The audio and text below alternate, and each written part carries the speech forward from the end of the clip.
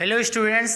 तो class 12th की physics में इस समय हम सब लोग चुंबकत्व तथा द्रव्य नाम का चैप्टर पढ़ रहे हैं और इसमें टोटल हम 6 वीडियोस में चैप्टर को कंप्लीट कर चुके हैं और कुछ जो अवशेष बाकी है इसका वो आज हम कंप्लीट करने वाले हैं और फिर इसके बाद हम चुंबकीय पदार्थों के चुंबकीय गुणधर्म के बारे में भी पढ़ेंगे। तो आप सभी बच्चों का हमारे अपने YouTube चैनल पर स्वागत है। आज की क्लास में हम सब लोग क्षण चुंबक की समानता धारावाही परिनालिका से पढ़ने वाले हैं। तो क्षण चुंबक तथा धारावाही परिनालिका में समानता नाम का चैप्टर है। टॉपिक है चैप्टर, तो चुंबकत्व तथा द्रव्य है। तो शुरू करते हैं। क्षण चुंबक का एक धारावाही परिनालिका की तरह व्यवहार या फिर क्षण चुंबक तथा धारावाही परिनालिका में समानता। तो क्षण चुंबक क्या होता है हम लोग जानते हैं। जब कोई एक हम चुंबक लेते हैं तो वो क्षण चुंबक ही होता है जो हमारे दैनिक जीवन में यूज होते हैं, ठीक है। उसे चुंबकीय द्विध्रुव भी कहते हैं। उसमें 2 ध्रुव होते हैं N और S। चुंबक के भीतर चुंबकीय बल रेखाएं क्या होती है, S से N की ओर होती हैं। तो ये ऐसे होती हैं चुंबकीय बल रेखाएं, ठीक है। ऐसे ही परिनालिका में होती हैं। आ रही बात समझ में? तो ये एक धारावाही परिनालिका है। इसमें धारा कुछ ऐसे प्रवाहित हो रही है। इसमें धारा नीचे अंदर जा रही है, उधर से इधर आ रही है। तो जिस तरफ अंगूठा होता है उधर N होता है। ये हमारा N सिरा है तो ये हमारा S सिरा होगा। और इसके भीतर चुंबकीय क्षेत्र किधर होता है, S से N की ओर होता है। तो कुछ इस तरह होता है दोनों में समानता कि दोनों में चुंबकीय बल रेखाएं एक ही तरीके की होती हैं। दोनों में क्षण चुंबक तथा परिनालिका में चुंबकीय बल रेखाएं समान तरीके से होती हैं, ठीक है। ये भी वक्रीय होती है, वो भी वक्रीय होती है, कुछ सरल रेखीय भी होती हैं। परिनालिका अब हम क्या करेंगे कि जो क्षण चुंबक है, हम लोग जानते हैं कि किसी क्षण चुंबक के अक्ष पर चुंबकीय क्षेत्र जो होता है μ0/4 पाई × 2m/r³ होता है, ठीक है। वैसे ही हम यहाँ पर करने वाले हैं डेरिवेशन कि परिनालिका का भी चुंबकीय क्षेत्र हम लाएंगे μ0/4 पाई × 2m/r³। अगर ये दोनों आपस में बराबर हो गए तो इसका मतलब कि जो क्षण चुंबक होता है वो एक धारावाही परिनालिका की तरह व्यवहार करता है, क्योंकि हम लोग जानते हैं क्षण चुंबक का जो चुंबकीय क्षेत्र होता है अक्ष पर वो μ0/4 पाई × 2m/r³ होता है। इसका भी देख लेते हैं। तो इसमें एक परिनालिका ली गई है, इसको हमने तोड़ दिया। परिनालिका कितनी लंबाई की ली गई, 2l लंबाई की ली गई। कितनी धारा प्रवाहित हो रही परिनालिका में, I धारा प्रवाहित हो रही है, ठीक है। तो यहाँ पर हमने तोड़ दिया है। ये परिनालिका का अक्ष है, ये हमारे परिनालिका का निरक्ष है। निरक्ष वाला भी हम यूज कर सकते हैं, तो अक्ष वाला हम कर लेंगे, निरक्ष की कोई ज़रूरत नहीं। तो ये परिनालिका का निरक्ष है और ये परिनालिका का अक्ष है। परिनालिका की त्रिज्या कितनी है, A है। परिनालिका की त्रिज्या कितनी है, A है। वहाँ पर क्या ली गई थी, कैपिटल R ली गई थी। तो आगे जब 2l है तो ये इसका मध्य बिंदु हो गया O। तो ये 2l हो गया तो इधर वाला भाग L, इधर वाला भाग L हो जाएगा, ठीक है। तो परिनालिका का मध्य बिंदु क्या है, O है। O से R दूरी पर इसके निरक्ष पर हमने एक बिंदु P लिया। यहाँ पर हमको चुंबकीय क्षेत्र का मान ज्ञात करना है। तो इसमें क्या लिया गया, माना एक परिनालिका 2l, माना परिनालिका की लंबाई 2l, वह त्रिज्या A है जिसमें I धारा प्रवाहित हो रही है। जबकि परिनालिका में कुल कितने फेरे हैं, 2l लंबाई में कितने फेरे हैं, कुल कैपिटल N फेरे हैं। तो 2l लंबाई में कैपिटल N फेरे हैं। हम ये भी मान लेते हैं कि माना परिनालिका की एकांक लंबाई में फेरों की संख्या, तार जो घुमाया गया उसके फेरों की संख्या कितनी है, N है, ठीक है। अब इसकी शुरुआत करते हैं हम। तो हम लोग एक डेरिवेशन पढ़े थे कि कोई अगर वृत्ताकार लूप है जिसमें कितने फेरे हैं, N फेरे हैं, और धारावाही वृत्ताकार लूप है जिसकी त्रिज्या क्या मानी गई थी, कैपिटल R ली गई थी, ठीक है। और ये क्या थी, परिनालिका की द्विध्रुव की लूप की, वृत्ताकार लूप का ये अक्ष है। तो ये वृत्ताकार लूप ऐसे है और ये सीधी जो केंद्र से रेखा जाती है इसकी अक्ष है। कितनी दूरी पर, x दूरी पर, x दूरी पर I धारावाही परिनालिका। यहाँ पर लूप था, वृत्ताकार लूप था, परिनालिका नहीं वृत्ताकार लूप। लूप में क्या होता है, एक ही जगह तार को घुमाया जाता है, एक ही जगह तार को घुमाया जाता है। लेकिन परिनालिका में क्या होता है, एक ही जगह तार नहीं घुमाया जाता है, वो अलग अलग तार घुमाए जाते हैं। एक तार यहाँ घुमाया गया तो दूसरा तार आ गया, तीसरा तार और आ गया, ऐसे। लेकिन वृत्ताकार लूप में क्या होता है, उसी जगह पर, कुंडली में उसी जगह पर तार को घुमाया जाता है। लूप में क्या होता है, उस तार को एक जगह ना घुमा करके सीधे अलग अलग घुमाए जाते हैं। आ रही बात समझ में? कुछ जैसे स्प्रिंग के जैसा ये ऐसे होते हैं। तो क्या कह सकते हैं, परिनालिका जो होता है वो वृत्ताकार लूप का एक समूह होता है।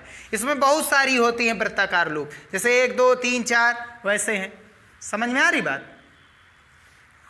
ठीक। तो इसके अक्ष पर कितना चुंबकीय क्षेत्र आया था, B बराबर आया था μ0/2, बायोसावर्ट का नियम है, पाई नीचे नहीं रहने वाला है, इंटू N है कुल फेरों की संख्या, I capital R square upon capital R square plus दूरी कितनी है, x स्क्वायर की होल पावर 3/2। ये आया था फार्मूला। आ रही बात समझ में? तो ये आया था, ये एक लूप के लिए है, और वो भी कितनी दूरी के लिए, केवल नियत दूरी x है। यहाँ पर लूप कई सारे हैं, इसके लिए लेंगे, इस वाले लूप के लिए लेंगे तो x का मान दूसरा आने वाला है। यहाँ पर अगर जो लेंगे बिंदु P, तो इस वाले लूप के लिए x का मान अलग रहने वाला है, इस वाले लूप के लिए x का मान अलग रहने वाला है, इस वाले लूप के लिए x का मान अलग रहने वाला है, इस वाले लूप के लिए x का मान अलग रहने वाला है। तो बहुत सारे इसमें लूप होते हैं, परिनालिका में बहुत सारे लूप होते हैं। ठीक है, तो उसके लिए हम करते क्या है कि यहाँ पर हम एक अल्पांश लेते हैं, जो हमारा केंद्र है, इस केंद्र से x दूरी पर, कितनी दूरी पर, x दूरी पर एक अल्पांश लेते हैं। क्या लेते हैं, एक अल्पांश लेते हैं। ये हमारा अल्पांश हो गया। ठीक है, ये अल्पांश क्या है हमारा, dx। x दूरी पर एक dx अल्पांश लेते हैं, ऐसे फेरे घुमाए गए हैं इसमें। ठीक है, यहाँ पर dx एक अल्पांश लेते हैं, और इस dx अल्पांश dx के कारण, इस अल्पांश dx में जितने भी धारावाही लूप आए हैं, इस अल्पांश dx में जितनी भी धारावाही लूप आए हैं, उनके कारण हम बिंदु P पर चुंबकीय क्षेत्र निकालेंगे। ठीक है, तो इसकी दूरी हमको चाहिए, क्योंकि हम लोग जानते हैं वृत्ताकार लूप के लिए क्या चाहिए, त्रिज्या तो हमें पता है, लेकिन सबसे मेन चीज क्या चाहिए होती है, दूरी। दूरी यहाँ पर क्या होने वाली है, तो केंद्र से दूरी कितनी है हमारी, r है। हमको कहाँ से दूरी चाहिए, ये dx की दूरी चाहिए। इसी वाले के तो लूप हमको लेने हैं, इसी वाले के यूज में लेने हैं लूप। तो इसमें जितने भी लूप हैं, मतलब फेरे हैं, वो फेरे क्या बना रहे हैं, लूप बना रहे हैं, उससे दूरी लेनी है। तो यहाँ से दूरी, लूप से कितनी दूरी आएगी, तो ये दूरी कितनी है हमारी, ये दूरी r है, और ये दूरी कितनी थी, x थी। तो r में से हम x वाला निकाल लेंगे, तो ये हमें मिल जाएगा r माइनस x। ठीक है, तो इसके कारण बिंदु P पर dx लंबाई वाले लूप में, dx लंबाई के लूप में, dx लंबाई के जितने भी लूप हैं, धारावाही वृत्ताकार लूप, वो r माइनस x दूरी पर अपने अक्ष पर कितना चुंबकीय क्षेत्र उत्पन्न करेंगे, वो चलिए हम शुरू करते हैं। ठीक है, डेरिवेशन। तो चलिए बच्चों, हम डेरिवेशन को स्टार्ट करते हैं। तो किसी एक धारावाही, एक ही जगह पर x दूरी तथा r त्रिज्या के वृत्ताकार लूप के कारण कितना चुंबकीय क्षेत्र उत्पन्न होता है, B बराबर μ0/2 NiR² प्लस R² की होल पावर 3/2। x क्या होती है, दूरी होती है। ठीक है ना, तो एक ही मेन चीज हमको क्या करना है, x को नियत करना है। और इसमें किसी एक फेरे के लिए x नियत होने वाला नहीं, इस वाले के लिए x दूसरा आने वाला है, यहाँ के लिए x दूसरा आएगा, यहाँ वाले फेरे के लिए अलग, यहाँ वाले फेरे के लिए अलग, यहाँ वाले फेरे के लिए अलग, यहाँ वाले फेरे के लिए अलग। तो हमने क्या किया है, dx मान कर लिया। क्या मान लिया, dx। अब इस dx लंबाई में कुल कितने फेरे हैं ये हमको चाहिए, क्योंकि हमको यहाँ पर कितने फेरे हैं हमको दिया गया, कैपिटल N फेरे हैं यहाँ पर, एक ही जगह पर घुमाया गया। लेकिन इस dx वाले में कितना फेरा घुमाया गया, कितनी बार, वो चीज़ हम निकालते हैं। तो हम यहाँ पर मान भी लिए थे कि माना परिनालिका की एकांक लंबाई में, एकांक लंबाई मतलब 1 मीटर लंबाई में कुल कितने फेरे लिए गए हैं, n फेरे। हमको कितनी लंबाई का चाहिए, dx लंबाई, तो dx लंबाई में कुल कितने फेरे आएंगे, n इंटू dx आने वाले हैं। तो 1 मीटर का पता, जितने का चाहिए हम उतने से उसको गुणा कराएंगे। तो ये चीज़ तो हमको पता चल गई कि dx लंबाई में फेरे कितने हैं, n dx है। और यहाँ पर जो त्रिज्या है वो r, कैपिटल R है, यहाँ की त्रिज्या क्या है, स्मॉल r। तो हम यहाँ पर लिखे दे रहे हैं n का मान कितना हमारे पास होने वाला है, n dx होगा, और I करंट तो I ही रहने वाली है, I का मान तो I ही रहने वाला है। लेकिन कैपिटल R, यहाँ कैपिटल R त्रिज्या ली गई थी, यहाँ हमने क्या मानी है, a मानी है। ठीक है, दूरी बाकी कितनी लेनी, यहाँ पर दूरी क्या थी, x थी, यहाँ दूरी x थी, x दूरी पर बिंदु P था, लेकिन यहाँ dx से कितनी दूरी पर है बिंदु P, dx से बिंदु P है r माइनस एक्स दूरी पर, तो r माइनस एक्स लेने वाले हैं, बाकी सेम वही चीज़ है। ठीक है, तब चुंबकीय क्षेत्र यहाँ पर अब हम लिखेंगे कि अल्पांश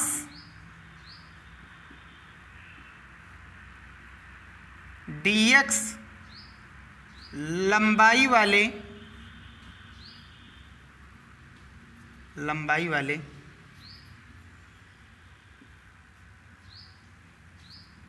लंबाई में स्थित सभी वृत्ताकार लूप के कारण, कहाँ पर, P पर चुंबकीय क्षेत्र। अब यहाँ दूरी नियत हो गई, मेन चीज़ हमको दूरी नियत करनी है, और इसमें दूरी नियत नहीं हो पाएगी हर एक लूप के लिए, तो dx ले लिया गया।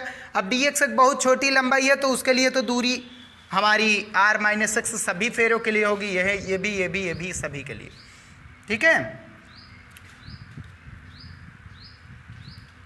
तो अगर छोटी लंबाई के कारण चुंबकीय क्षेत्र निकाल रहे हैं तो चुंबकीय क्षेत्र भी छोटा आने वाला है, dB equals to mu naught यही रहेगा अपॉन 2 है इंटू n, फेरों की संख्या कितनी है, n dx, इंटू धारा कितनी है, I है। कैपिटल R की जगह हमको क्या लेना, a का स्क्वायर अपॉन x की जगह पर हमको क्या लेना, r माइनस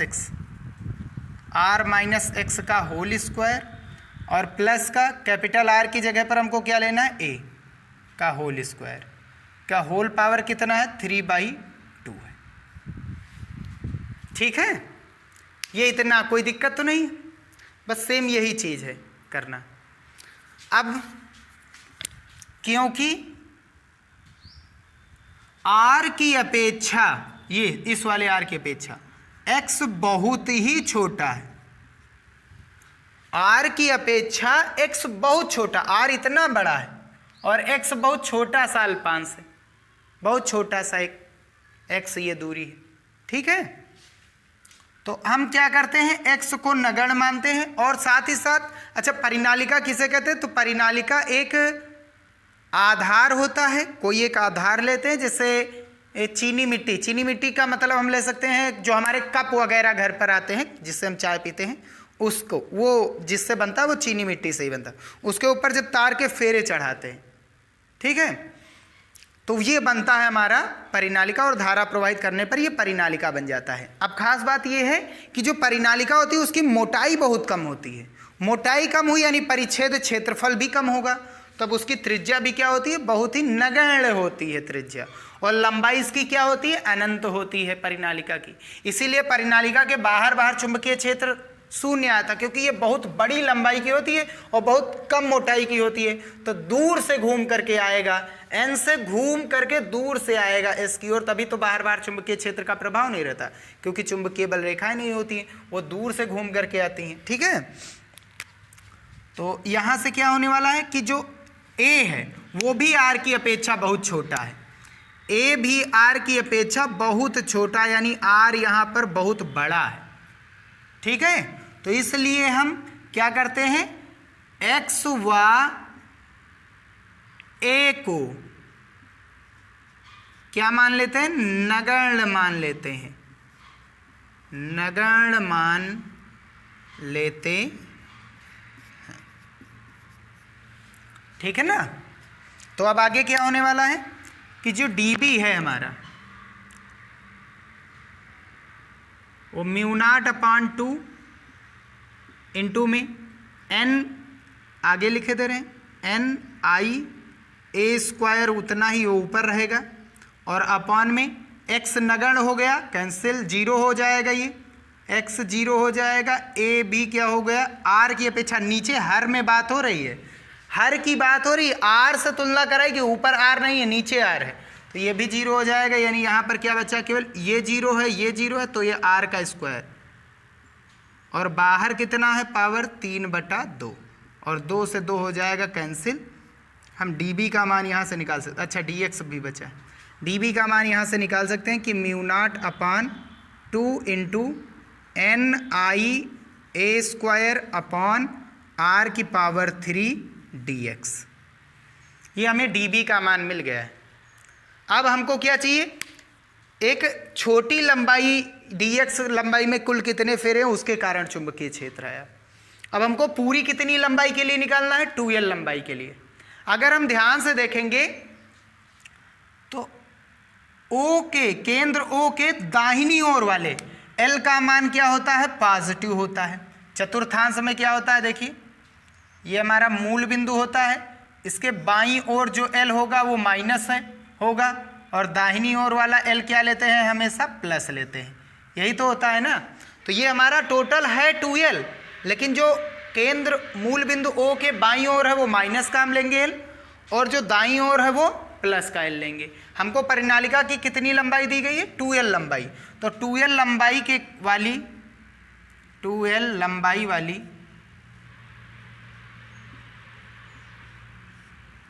परिनालिका के कारण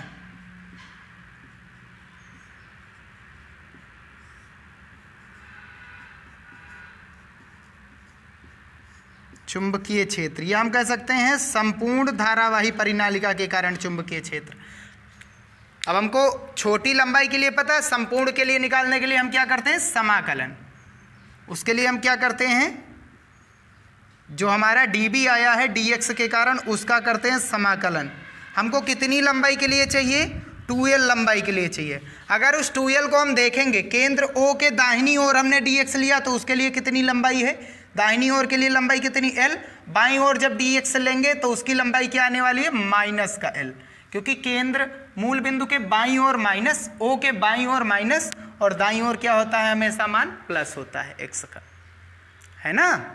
x का दाहिनी ओर मान क्या होता है, प्लस x अक्ष पर और बाईं ओर माइनस है। टोटल 2l, दूरी 2l ही रहेगी, लेकिन बाईं ओर वाला माइनस l और दाईं ओर वाला प्लस l। तो उसके लिए हम क्या करते हैं, -l से लगा करके +l तक समाकलन करते हैं। -l से लगा करके कहाँ तक हमको करना है, प्लस वाले l तक। माइनस वाला पहले कंप्लीट करना और फिर प्लस वाला कंप्लीट करना, तो माइनस वाला प्लस वाला यहाँ तक समाकलन करेंगे। अब इसके बीच में जितने भी वृत्ताकार लूप हैं उस सभी के कारण चुंबकीय क्षेत्र ये आएगा। ठीक है, अब हम क्या करेंगे, b बराबर, यहाँ पर नियत कांस्टेंट क्या, μ0 कांस्टेंट है, बाहर आ जाएगा, 2 कांस्टेंट है, बाहर आ जाएगा, एकांक लंबाई में फेरों की संख्या कांस्टेंट बाहर आएगा और करंट भी, धारा भी कांस्टेंट है, त्रिज्या भी कांस्टेंट है और बटे में r जो हमारा ये दिया गया ये भी तो कांस्टेंट है, ये हमें दिया ही गया था। और अंदर बचेगा कौन, dx, क्योंकि dx ही तो बदल रहा है, उस dx के कारण ही तो dB आ रहा है। कहाँ से कहाँ तक चाहिए dx का मान, -l से +l। dx का 1 इंटू dx क्या होता है, x होता है, μ0/2 NIA² अपॉन r³ गुणा 1 इंटू dx का क्या होता है, x होता है, कहाँ से कहाँ तक, -l से +l तक। अब हम करेंगे यहाँ पर लिमिट को अप्लाई करेंगे, x का अपर लिमिट कितना मान है l, लोअर लिमिट कितना है -l, μ0/2 NIA² upon r³, l का अधिकतम x के 2 मान, अपर लिमिट x की जगह पर l minus lower limit x की जगह पर -l।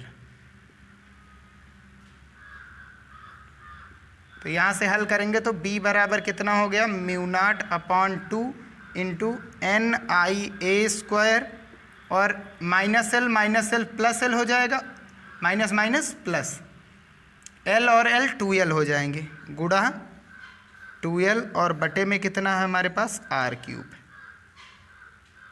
आ रही बात समझ में? ठीक। अब यहाँ से हम देखेंगे कि जो n इंटू 2L है हमारा,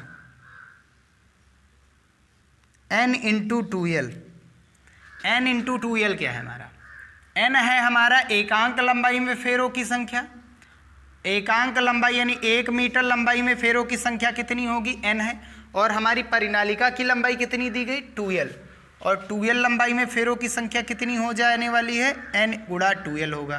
भाई एक का पता जितनी लंबाई की है उतने से उसका गुणा कराएंगे, वो उतना आ जाएगा। और हम पहले से ही माने हैं परिनालिका की लंबाई कितनी है 2L, और परिनालिका में कुल कितने फेरे हैं, n फेरे, यानी 2L लंबाई तक कुल कितने फेरे थे, n फेरे थे। तो 2L लंबाई तक यहाँ से देखेंगे कुल कितने फेरे आ रहे हैं, n गुणा 2L, तो n गुणा 2L कैपिटल N है यानी कुल फेरे हैं, है ना। तो यहाँ से हम क्या कह सकते हैं, b = μ0/2 इंटू n गुणा 2L कैपिटल N बन जाएगा, और I इंटू A² ठीक है। अब हम यहाँ पर पाई से गुणा पाई से भाग कराएंगे, तो पाई से गुणा पाई से भाग, NI πA²